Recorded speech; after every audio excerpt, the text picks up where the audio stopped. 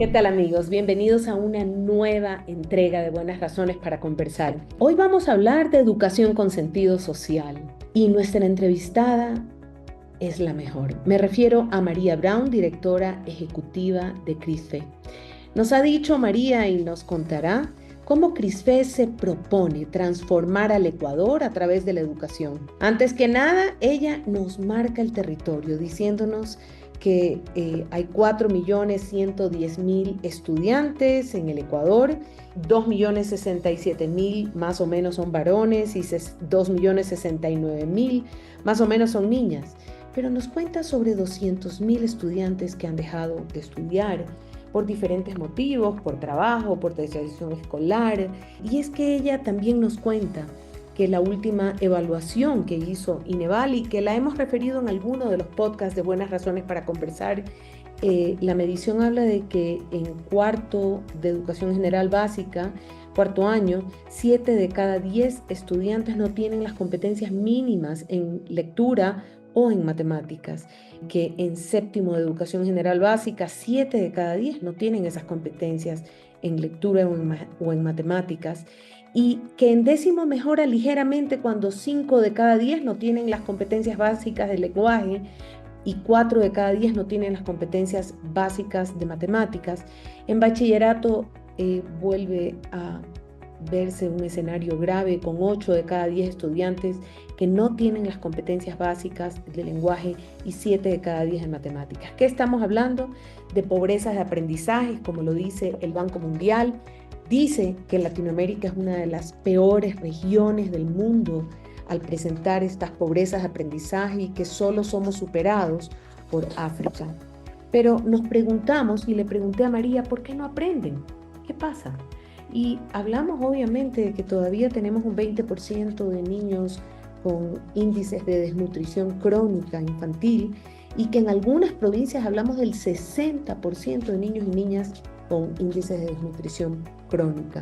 Y pues entenderemos que si tengo hambre no aprendo. Si tengo hambre yo ya tengo desventajas al entrar a la escuela preescolar o educación inicial para aprender porque tengo muchos problemas de desarrollo cognitivo cuando un niño no se ha alimentado bien.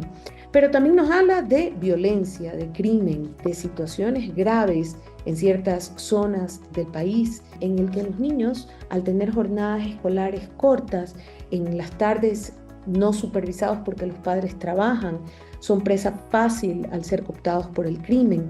Nos habla también de una situación muy grave en el Ecuador de salud mental, de suicidio como mayor causa de muerte que enfermedades. Y nos dice que finalmente podemos hablar de un currículo muy contenidista en el sistema educativo ecuatoriano en general, en el que habla de mucho contenido, mucho por aprender, muchas cosas en el currículo, muy extensos y un modelo memorístico, efectivamente con unos docentes que se han formado en ese mismo modelo, nos formamos nosotros, los adultos y los jóvenes, en ese mismo modelo con exceso de contenidos. Así es que ante ese escenario, María nos habla de una propuesta innovadora desde CRIFE, de una intervención integral, prolongada y que se mida para poder desarrollar un modelo que se pueda convertir a futuro en políticas públicas. Pero no quiero contárselo yo. Escuchemos a María. Bienvenida, María Brown, a Buenas Razones para Conversar. Tu trabajo es una muy buena razón para conversar. Y para los que siguen este podcast, cuéntame qué haces. Hola Moni, bueno, primero muchas gracias por este espacio. Yo me dedico a educación hace muchísimos años ya y pienso que la educación es realmente la mejor herramienta para transformar realidades personales, comunitarias, de país, de región y de mundo. Y realmente también pienso y suscribo a que la educación es un derecho humano fundamental y que es un derecho que habilita el ejercicio de otros derechos y que además es un servicio público que requiere del aporte de todos quienes conformamos una sociedad, que si bien hay entes rectores a nivel de los gobiernos que tienen la responsabilidad principal de la garantía de ese derecho, somos todas las personas que conformamos la sociedad, inclusive los empresarios, los medios de comunicación, la academia, corresponsables de que nuestra sociedad sea una sociedad educada, una sociedad culta, una sociedad que contribuya. Así que hace mucho tiempo me dedico a educación y ahora desde la Fundación CRISPE, como directora ejecutiva, trabajamos en un proyecto sumamente ambicioso que es transformar al Ecuador a través de la educación. Y para eso nos hemos planteado llegar a mejorar la calidad de los aprendizajes de 120.000 niños y jóvenes en 10 años a través de colegios de administración propia, donde podamos tener incidencia en toda la operación, colegios privados de clase media y populares, y también a través de alianzas estratégicas con colegios fiscomisionales particulares que trabajan con poblaciones rurales en condiciones de vulnerabilidad o poblaciones populares dentro de nuestro Ecuador para poder complementar y aportar con buenas ideas, con buenas herramientas que ojalá puedan implementarse también a nivel de la educación pública. Entonces, tratar de aportar a esa gran meta que debe ser una meta de la nación, del país y de todos sus habitantes, que es mejorar la educación. Hasta ahí me declaras los grandes titulares. Y yo me pregunto, en estos tiempos en que muchos de los reportes hablan de chicos desencantados, inclusive de atrasos gravísimos en las habilidades de lectoescritura, ni hablar de otro tipo de habilidades blandas necesarias para todo lo que acabas de decir, para transformar el país. Entonces, a lo mejor quisiera empezar por población vulnerable o en situación de pobreza. ¿Qué condiciones se tienen que dar para que un niño pueda aprender? Es decir, hay unas condiciones que no me dejan aprender porque tengo miedo, porque no he comido, porque tantas cosas que ocurren Sí. actualmente, no solo en Ecuador, en la región en general. Sí, en general. Bueno, tú ahí has topado dos puntos importantísimos. El primero es entender cuál es la situación de la que partimos, ¿no? Porque, como tú dices, son generalidades y cuando hablamos de calidad educativa no siempre estamos de acuerdo en qué significa eso. O Ajá. cuando hablamos de pobreza de aprendizaje, que es un término que acuñó el Banco Mundial, tampoco necesariamente estamos hablando de lo mismo, ¿no? Entonces, también poner en común cuál es la realidad de la situación de nuestro país. Y bueno, para quienes nos escuchan como un mega resumen, ¿no es cierto? Estás Ujú. hablando de un país que actualmente tiene 4.106.000 estudiantes en el sistema educativo, en distintos sostenimientos. La gran mayoría son estudiantes del sistema fiscal. Nuestro país tiene una mayoría de estudiantes que van a los colegios públicos, particularmente los administrados por el Ministerio de Educación. La participación es casi equitativa, un poquito más en hombres, 2.067.000 niños aproximadamente, 2.039.000 niñas aproximadamente en el sistema educativo. Desde el año pasado acá han incrementado más o menos en 200.000 los niños que han dejado de estudiar en el sistema educativo. Entonces pasamos de aproximadamente 210.000 niños y jóvenes que estaban fuera del sistema a poder corroborar respecto al censo y respecto a los registros administrativos de niños nacidos vivos, más o menos todos nos dan las mismas cifras. Estamos alrededor de 400.000 jóvenes y niños que están fuera del sistema educativo. Esto puede ser causado por varias cosas. Migración es una de ellas, puede estar correlacionado con familias que han migrado con niños fuera del Ecuador, pero también deserción escolar, trabajo infantil y otros factores vinculados. También vemos que en la calidad educativa, entonces tenemos sí un problema de cobertura que va en incremento, entonces algo que no podemos dejar de observar. Lo segundo es los niveles de aprendizaje. La última evaluación publicada por el INEVAL, el Instituto Nacional de Evaluación Educativa, es la que corresponde al año lectivo 2023-2024, 24. que es el último que tenemos los datos nacionales, ¿no? Entonces ahí se evalúan niños de cuarto grado, de séptimo grado de básica, de décimo grado de básica y de tercero de bachillerato. Y vemos también con preocupación que en cuarto de básica, que son niños de 8 años, 7 de cada 10 no alcanzan los niveles mínimos de comprensión de lectura, lengua y literatura. 7 de cada 10 tampoco alcanzan los niveles mínimos de competencia en matemáticas. Cuando llegan a séptimo, esto se mantiene, 7 de cada 10 en ambas áreas de aprendizaje. Cuando llegan a décimo, hay una mejora marginal. Esto también puede ser por cómo se miden esas competencias en nuestro sistema, pero 5 de cada 10 niños de 15 años no alcanzan el nivel mínimo de lenguaje. Y finalmente, cuando se gradúan, vemos un deterioro en que 8 de cada 10 no alcanzan los niveles mínimos en las competencias de lengua y literatura y 7 de cada 10 no alcanzan las competencias mínimas en matemáticas. Esto es la realidad de nuestro país, que es tremendamente alarmante. Si ustedes se fijan, ¿no? Nuestra mejor calificación es 4 de cada 10. Eso quiere decir que 40% de la población en el mejor de los casos alcanza las habilidades mínimas. Perdón por interrumpirte, y como dices, Claro. esos 4 de cada 10 o 5 de cada 10 que te dan en décimo pudiera deberse a la forma de evaluar, porque no coincide con el resto de las El evaluaciones. progreso, ¿no? Es decir, Pero me tú ves deja que en una promedio, duda para investigar más. correcto, pero esto se corresponde con las evaluaciones también internacionales, los regionales, no es un fenómeno que solamente Ecuador, por eso el Banco Mundial mide pobreza de aprendizaje en niños de 10 años en lengua y literatura, y resulta que Ecuador, igual que el resto de los países de la región, tenemos altos índices de pobreza de aprendizaje. Solamente nuestra región superada por África, algunos países africanos. Entonces, tenemos esta pregunta de clave regional y nacional de ¿por qué? Si es que más de un porcentaje importantísimo de nuestra población está escolarizado, más del 90%, Ujú, ¿por qué no aprenden? Y ahí la respuesta, como tú, viene a la segunda parte de tu ujú, pregunta, mi ¿no? pregunta. ¿Qué es lo que hace que un niño aprenda y que no? Y muy frecuentemente caemos en echar la culpa al sistema educativo, Así ¿no? es, claro. Es porque son pésimos los profesores, porque la infraestructura es pésima, porque no se capacitan, porque el currículum es malo. Asociado a la falta de aprendizajes, tenemos varios elementos que analizar. Uno es los altos índices de desnutrición. Entonces, no podemos pensar en calidad educativa sin pensar en nutrición. Y como ya la gran mayoría de nuestra población está informada, tenemos todavía altísimos índices de desnutrición.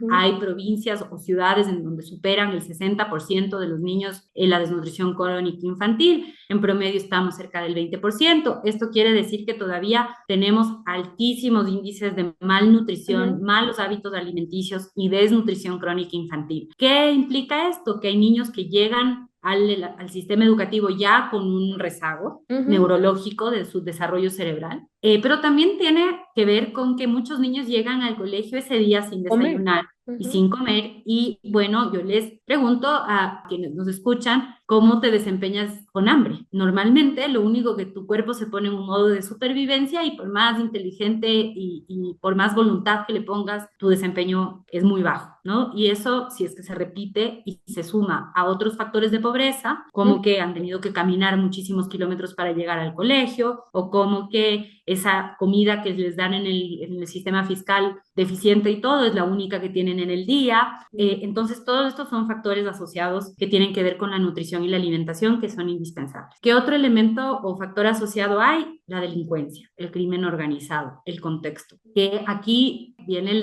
gran desafío de que en nuestro sistema educativo, además, la mayoría de colegios tienen una jornada de mediodía. Eso quiere decir que los niños y los jóvenes, en su enorme mayoría, pasan la mitad del día en una actividad no dirigida. Muchas veces esa actividad es solos, son presa fácil para la delincuencia, para el crimen organizado, entonces son cooptados. Lamentablemente ya en Ecuador esto es un factor que tenemos Ujú. que discutir, que ya tenemos reclutamiento, bandas narcodelictivas, delincuencia común, delincuencia organizada, bandas de narcotráfico multinacionales que Ujú. reclutan a niños y jóvenes y que terminan saliendo del sistema educativo o que permanecen en el sistema educativo. Un tercer factor, además de esto, es un elemento que fue muy evidente en la pandemia, que es la salud mental. Habilidades socioemocionales en su conjunto, pero la salud mental es como una alerta muy importante. Cuando hoy en Ecuador una de las principales causas de muerte infantil es Ujú. el suicidio. Ujú. Hoy niños y jóvenes en nuestro país mueren más seguido por suicidio que por una enfermedad. Eso quiere decir que las tasas de mortalidad causadas por problemas de salud mental son tremendamente elevadas. Y esto Sí. nos hace también reflexionar en cómo una persona que no se siente segura, que no se siente sana en su mente, que no se siente útil, que no se siente productiva, que se siente deprimida, ¿cómo puede aprender? Pues no puede aprender, o sea, es simplemente imposible. Entonces, se van sumando factores. Y por último, bueno, sí los factores que tienen que ver con el entorno ya educativo, ¿no? ¿Qué estamos enseñando? ¿Cuál es la realidad de nuestro país? Esto es que tenemos todavía vigente un currículo que es bastante contenidista. ¿Qué quiere decir Ujú. esto? Que está organizado por materias y que dice lo que un estudiante debe saber por cada grado y curso, y tiene contenidos. Estos contenidos son excesivos. O Sí. sea, tenemos una descripción amplísima de conocimientos que debería dominar una persona en cada grado, pero contrastemos, pero no sabe leer o no entiende lo que lee o Ujú. no puede resolver un problema simple. Entonces, normalmente como saciamos nuestra ansiedad de que el sistema no cumple su función, metiendo más cosas en el currículo, llenándole de cosas, y eso lo que hace es que se disponga de menos tiempo en esas pocas horas del día en las que realmente estudian para desarrollar las habilidades básicas, que son las que tienen diferentes nombres dependiendo de los autores, ¿no es cierto? Fundacionales, básicas, imprescindibles, como queramos. Entonces, ¿qué es un problema? Que tenemos currículos demasiado extensos, demasiado memorísticos, demasiado descriptivos de Ujú. conocimientos, que parecen más una enciclopedia que un currículo, Ujú. y que lo que hacen es que nos deja muy poco campo para poner énfasis en lo que realmente importa, que es que las personas tengan estos cimientos bien fundados. Entonces, atraviesan el sistema educativo aprendiendo sobre muchísimas cosas, pero sin la capacidad de retener esta información o resolver problemas con estos conocimientos. Y por último, sí, hay que revisar nuestra planta docente, que definitivamente es necesario fortalecerla, pero que también son un reflejo del propio sistema del que estamos hablando. Son personas que nos hemos graduado de ese mismo sistema educativo, que para Que salir de tenemos esta que lógica tenemos desaprender esa cosa que aprendimos. Apréndase de memoria y en mucho contenido y soy mejor si sé mucho. y romper patrones, porque nosotros también tendemos a enseñar como aprendimos y Exacto. tendemos a enseñar lo que aprendimos, no solo cómo enseñar cómo aprendimos, sino Como también lo lo que que aprendimos. aprendimos. Entonces Sí. ustedes verán que esto se convierte como en la receta para el resultado que hemos obtenido. Entonces estos factores multicausales. Y un poco mi trabajo hoy es pensar cómo desde el sector privado, cómo desde la sociedad civil, cómo desde la cooperación podemos trabajar para que nos sintamos también responsables de transformar esa realidad y que no posterguemos acciones que son urgentes, porque esta es la base de la sociedad en la que vivimos y cualquier otra propuesta de desarrollo queda corta si es que no trabajamos en estos elementos de manera como articulada. Hoy en Buenas Razones para Conversar está con nosotros María Brown, quien es la directora ejecutiva de CRISFE. CRISFE busca transformar la educación y ha trabajado con más de 120.000 niños en 10 años en colegios privados de clase media y también en situación de pobreza. Y ahora nos propone un modelo que va a medir, hacer una medición inicial y que va a buscar intervenir en algunos ejes. El de la capacidad de comunicarse, esto es lenguaje y comunicación, lectoescritura, generar nuevas capacidades en este sentido, resolución de problemas matemáticos, nos habla de una situación respecto al estado emocional de los niños, formar niños que con una metodología de habilidades para la vida o que también son conocidas como habilidades del siglo XXI y de empleabilidad, es decir, qué capacidades o qué habilidades de esos chicos que puedan usar lo que aprendieron. Es un modelo con estos 4 ejes que propone CRISFE, en el que habrá una priorización curricular, es decir, cambiar este modelo de un currículo con demasiados contenidos, pero que piense en lengua, en matemáticas, en conocimientos básicos para el empleo, es decir, que piense en esta comunidad de aprendizaje. Y es que es verdad, nos dice que solo cuando hay constancia en una política pública se puede lograr resultados. Pero cuando hay cambios curriculares todo el tiempo o cambios en las políticas públicas, definitivamente no se puede medir y no se pueden lograr transformaciones verdaderas. Sigamos escuchando a María. Has hecho un excelente diagnóstico. Tengo en el aula ahorita, aquí, a unos niños que no han comido, que están desnutridos, o crónicamente o no crónicamente, pero a lo mejor esa cosita es lo único que voy a comer en el día.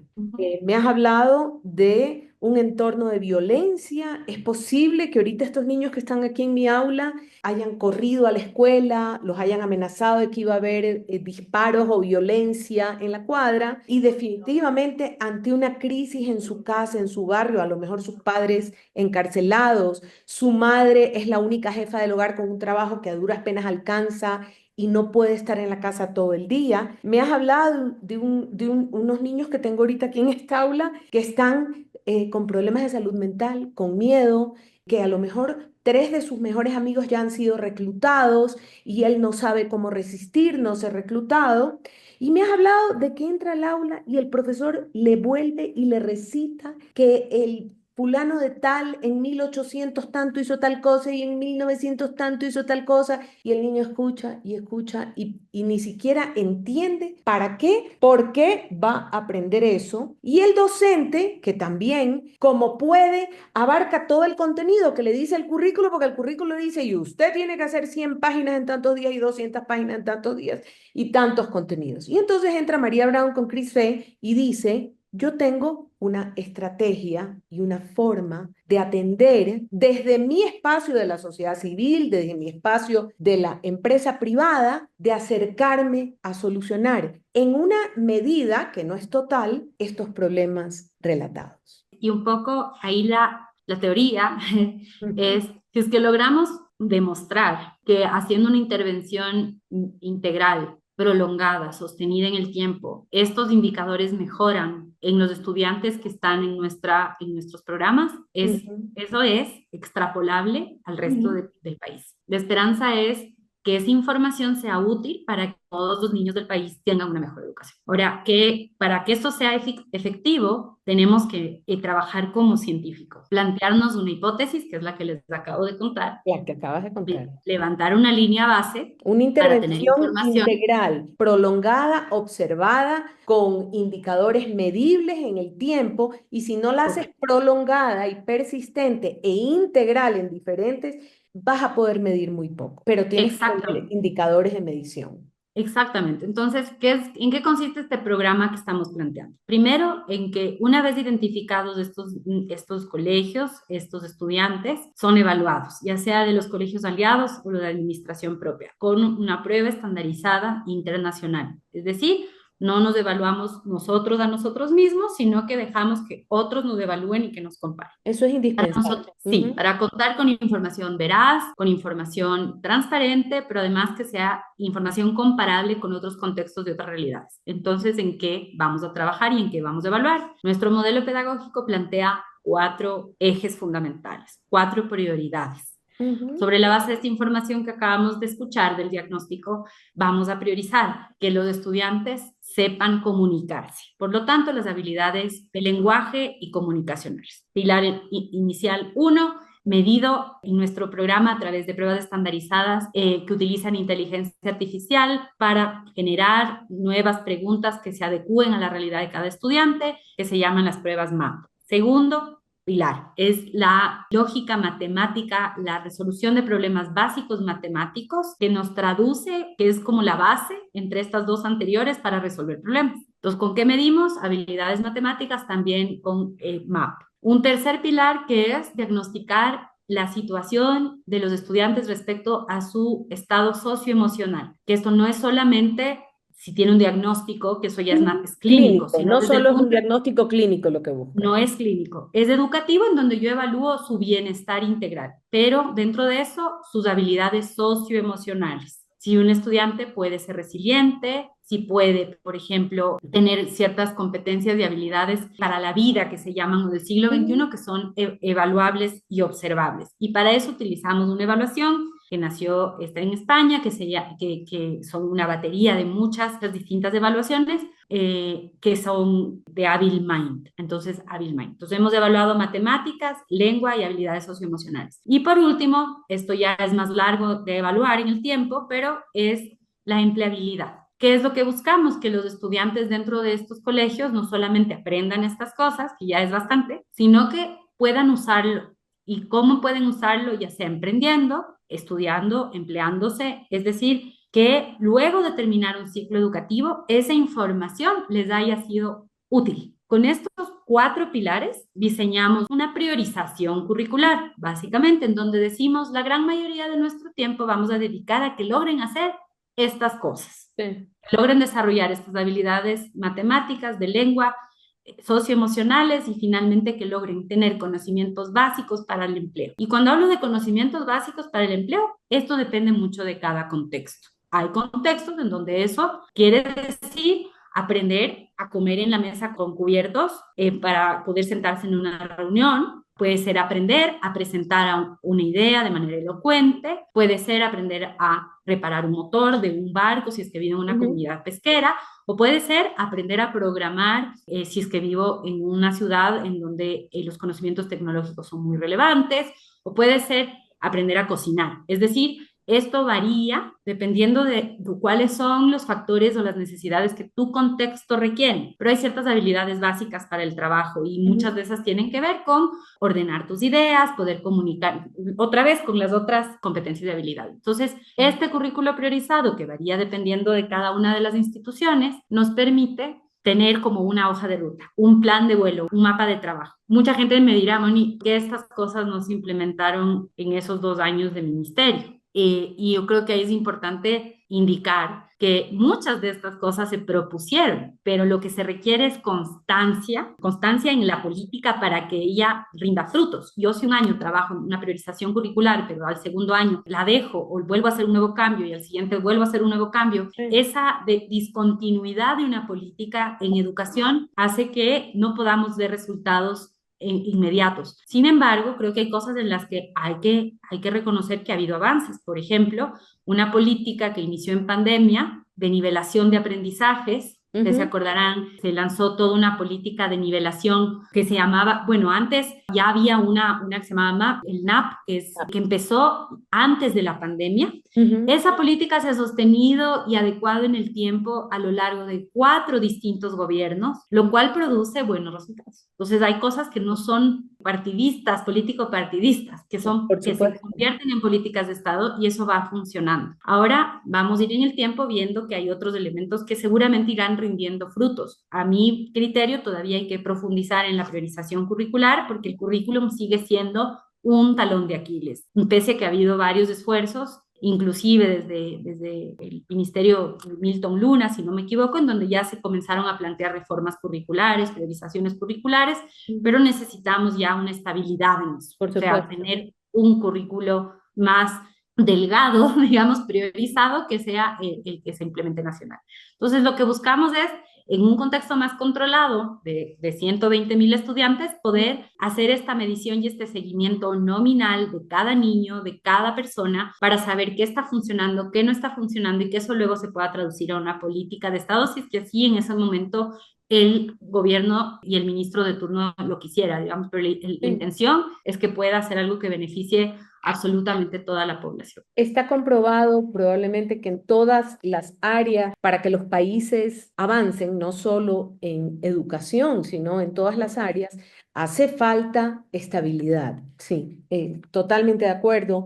Y solo con estabilidad en un largo plazo, porque efectivamente hemos escuchado algunos funcionarios públicos decir, nosotros sí tenemos la idea del mejor currículo, no, yo tengo la mejor idea del mejor currículo. Y obviamente me imagino que los habitantes cuando escuchan todo eso no terminan de entender de qué se trata. Tengo dos preguntas. La primera es, muy a menudo se mira a la educación como una cosa o personal o individual o de desarrollo del sujeto. Y la mirada de sociedad, de aporte a la sociedad, de solidaridad, de transformar los entornos, es decir, el objetivo de la escuela per se, no como un centro cerrado de aprendizaje, sino inclusive esos sujetos. Cuando yo daba clases en la universidad, siempre les decía, ustedes van a graduarse para ir a transformar el lugar en el que se desempeñen, para ir a servir. La palabra servicio que por algún motivo no sé por qué no está, debería estar más de moda. Cuéntame un poco y después te hago la otra pregunta. 100%. Entonces, un poco, yo les decía, ¿no es cierto? Nuestro modelo pedagógico plantea estos 4 pilares curriculares, estos 4 prioridades curriculares, Ujú. pero plantea otra cosa que está muy alineada con lo que tú dices, o con lo que hablábamos antes, que es el bienestar, es decir, los entornos habilitantes para que tú puedas educarte, que Ujú. tiene que ver con todo tener un sistema estructurado de apoyo psicológico, psicosocial, terapéutico y de inclusión educativa para atender las necesidades educativas específicas, que es otro elemento indispensable, y plantea un tercer componente que está más en la dimensión de la ética. Entonces, en donde es ¿qué aprendo? ¿No es cierto? Son estos contenidos, estas Ujú. prioridades. ¿Cómo hago que el entorno sea habilitante para que pueda aprender? Pero la pregunta es, ¿y para qué? Y en el para qué aprendo es, yo puedo ser muy competente en muchas cosas, pero ser una mala persona. Y Ujú. utilizar todos esos conocimientos para robar, para beneficiar a solo las personas que están en mi entorno en perjuicio de otras, para cometer delitos, para ser un capo de la mafia. Es decir, tú puedes ser muy competente y usar esas competencias para el bien o para el mal. Entonces, la pregunta es cómo logramos que esos estudiantes no solamente se eduquen en ser competentes, sino que se eduquen en ser buenas personas. Ahí viene esto de la discusión larga de cómo incluir la ética y los valores dentro de la educación, que no es una discusión menor, pero que tiene que ver con el desarrollo de esas habilidades socioemocionales sin duda, pero también con cómo interactúo dentro de este contexto. Entonces, dentro de las propias instituciones educativas es importante que hablemos de derechos, sí, pero también de responsabilidades. Que los estudiantes tengan momentos en donde deben contribuir a su clase, a la limpieza de su clase, a la conservación del entorno de su clase, que sean también premiados y reconocidos cuando son una contribución a su comunidad, cuando hacen un aporte que permite mejorar un problema de ese entorno, de esa comunidad. Que sus proyectos, los proyectos a través de los que aprendan, sean proyectos que están anclados en la realidad de su entorno, que no sean totalmente Ujú. divorciados y ajenos a su realidad. Que los chicos, inclusive, tengan espacios dentro de su horario de clases en donde tienen momentos de comunidad, en donde tienen que hacer servicio a la comunidad. Esto se ha perdido. Sí. Se ha perdido mucho dentro de la educación estos espacios y muchas veces escuchamos a familias y a políticos diciendo qué terrible que las familias tengan que ir a los colegios a hacer mingas, que los niños estén limpiando sus clases. Hablan de estos temas como casi actos de denigración, cuando en realidad vemos que las sociedades más educadas, como Japón, los niños son responsables, por ejemplo, de la limpieza inclusive de los baños de sus colegios. Estas actitudes de servicio, como tú bien planteabas, no son solamente, no se enseñan en teoría. Esto no se soluciona Todo en la poniendo práctica. solamente una materia en donde me enseñan qué significa ser bueno o mala persona o cómo clasifico los distintos valores o los comportamientos éticos. Eso ayuda, sin duda, no, no digo que no sea también una parte, pero uno no aprende actitudes con conceptos, uno aprende actitudes actuando. Entonces tenemos que buscar dentro de estos espacios momentos en donde se ejerza esa ciudadanía. Al final del día, eso es un ejercicio de ciudadanía. Y ese desarrollo de la actitud ciudadana, del pensamiento crítico, de la lectura, todos estos elementos se conjugan en hacer que una persona pueda ser no solamente exitosa porque sabe, sino exitosa porque es buena. Así. Entonces, lograr esa conjugación, digamos, de factores Ujú. no es fácil. Es como teóricamente hace mucho sentido, seguramente quienes nos escuchan dicen sí, claro, pero bueno, en la práctica no Hacerlo es es tan difícil. fácil. Tengo dos Y requieren preguntas. de la comunidad, requieren de la familia. Sí. Entonces, cuando Requieren le de que la enseñamos, escuela se convierta en un lugar que tiene una comunidad educativa, más allá correcto, de un aula. Sí. sí, Qué pena que se me acabe el tiempo, me va a matar el editor. Tengo dos, porque se me acabó el tiempo, pero es que tengo dos preguntas importantes. La una dale. es qué rol juega el deporte, el arte, que en realidad sectores vulnerables es difícil. ¿Y por qué? Porque cuando uno juega deporte, uno aprende a ser respetuoso, a compartir, a saber perder, a saber ganar, a respetar las reglas, a no y ponerte iracundo cuando pierde, el control emocional, todo. El arte puedes expresar aquello que te duele, que te preocupa, que el arte. Y la segunda pregunta era, ¿y dónde están los maestros que vas a usar? ¿Cómo los estás formando o cómo los quisieras formar? ¿Y cómo hacen los colegios privados y costosos para respetar un modelo como el que acabas de expresar? Son tres preguntas. Ahora sí me vas a botar de la entrevista. Dale, María. Sobre el rol que tiene el deporte y el arte en la educación es esencial. Este modelo que acabamos de describir es absolutamente complementario con el artístico. Uno de los elementos del modelo que estamos planteando en CRISPE tiene que ver con que las jornadas sean extendidas. Ya se hizo una normativa en su momento, cuando estábamos en el ministerio, para normar y regular y que puedan existir jornadas extendidas en lo privado, pero también en lo fiscal. ¿Por qué? Porque buscamos que estos entornos protectores, que son los colegios, tengan sus puertas abiertas por más tiempo mientras los niños están, sus padres o sus cuidadores están trabajando. Y entonces también son muchas horas del día para aprender estas habilidades, estas destrezas y estas competencias, en donde el arte y el deporte son una herramienta poderosa para desarrollarlas. El deporte es posiblemente la mejor forma de aprender muchos de estos valores que hablábamos. El juego limpio, el respetar los turnos, el regirse bajo reglas que regulan un entorno, que esa es una clase magistral de Estado de Derecho, ¿cierto? De justicia. Todas estas son cosas que se pueden aprender a través del deporte. No solamente la actividad física, que también, pero Sí, el obvio. deporte, los deportes. Y en el deporte, además, vemos ejemplos de grandes deportistas de élite, por ejemplo, en CRISFE, podemos hablar de nuestros deportistas auspiciados como un Daniel Pintado, una Glenda Morejón, que son vidas, o un Esteban Enderica, que han dedicado sus vidas al deporte y que son personas que nos muestran que no solo se trata del triunfo del deportista, sino del camino que lleva disciplina, esfuerzo para llegar a un lugar, ¿no es cierto? De manera, además, ética. Entonces, deporte Autocomprensión, ahí hay un indispensable. montón de cosas maravillosas. Autodominio, uy, todo. Es una gran oportunidad muchas veces desperdiciada, porque Ujú. no solamente se aprende, o sea, no por tener una clase de un deporte ya estás aprendiendo estas cosas, tienes que ser intencional, entonces muchas veces es desperdiciado. Y en el arte, en cambio, encontramos una forma, primero, de conexión con la comunidad y con el otro, con la otredad, de reconocimiento de las diferencias y de canalización de nuestros sentimientos, que es también única e irrepetible, que nos enseña además muchísimas habilidades para el trabajo. Es increíble, pero el arte también tiene ese gran don de ser un espacio y un entorno que nos hace más cercanos y nos ayuda a reforzar el sentido de comunidad. Así que fundamental, más espacios de arte y deporte en general. Ujú. ¿Cómo me decías, qué buscamos en los maestros? Primero, hay que ser realistas. Ahí los maestros que tenemos son los maestros que han sido ya producto de un sistema educativo que queremos cambiar. Por lo tanto, estamos conscientes de que vamos a tener que trabajar en lo que en inglés se llaman el reskilling y el upskilling de los maestros, que es el reentrenarte o el capacitarte en servicio, en donde muchas veces hay que desaprender y eso es muy duro. Es muy difícil. Dificilísimo. ¿Qué es lo que mejor funciona? La evidencia lo ha demostrado en múltiples estudios y muchísimas ocasiones.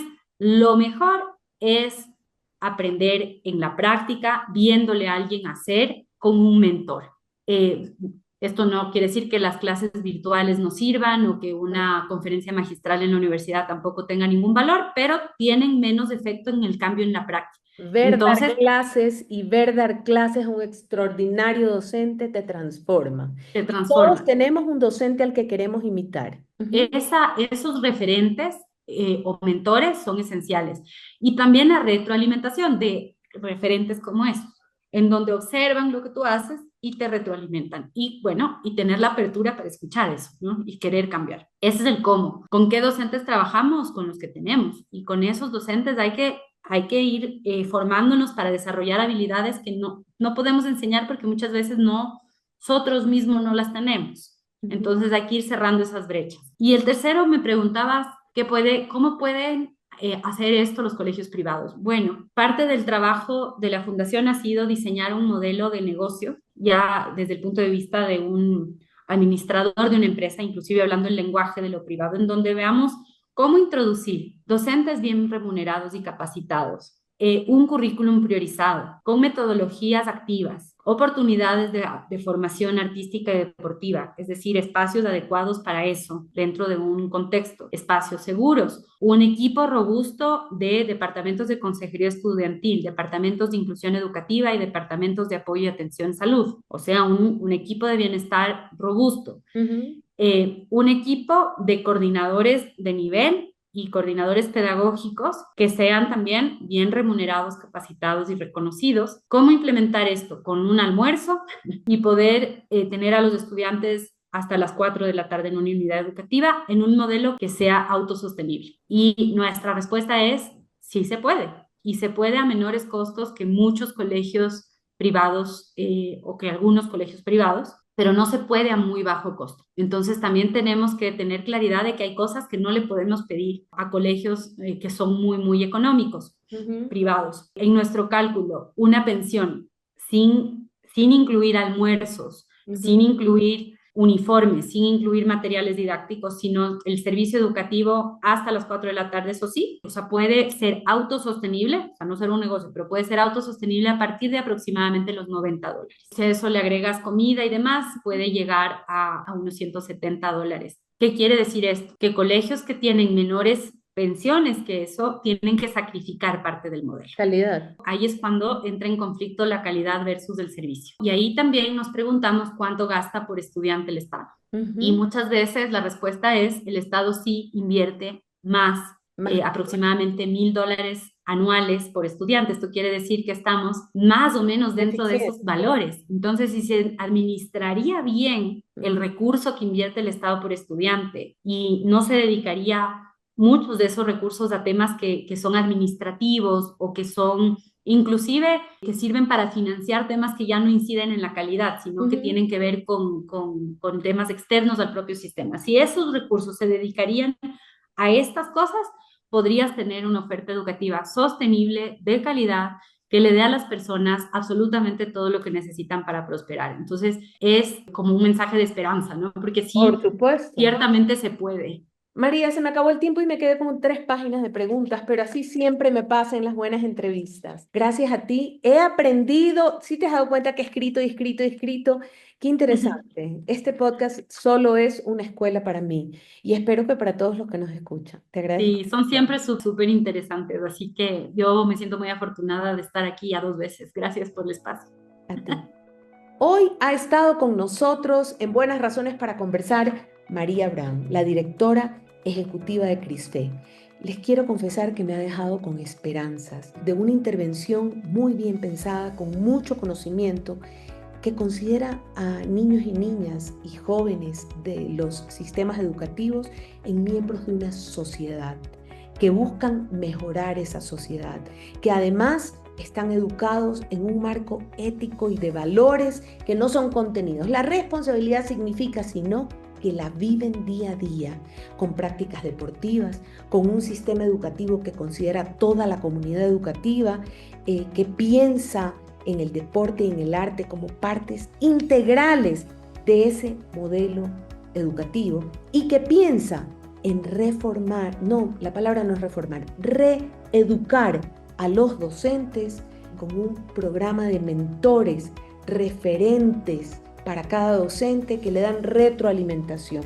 Realmente he aprendido mucho en la entrevista de hoy y espero que eso nos deje algunas claridades respecto a lo que esperamos de los cambios urgentes en la región. Nos vemos en una siguiente entrega de Buenas Razones para Conversar. Búsquennos en nuestra página web www.ipanc.org o en nuestras redes sociales @cabipunk. Hasta pronto.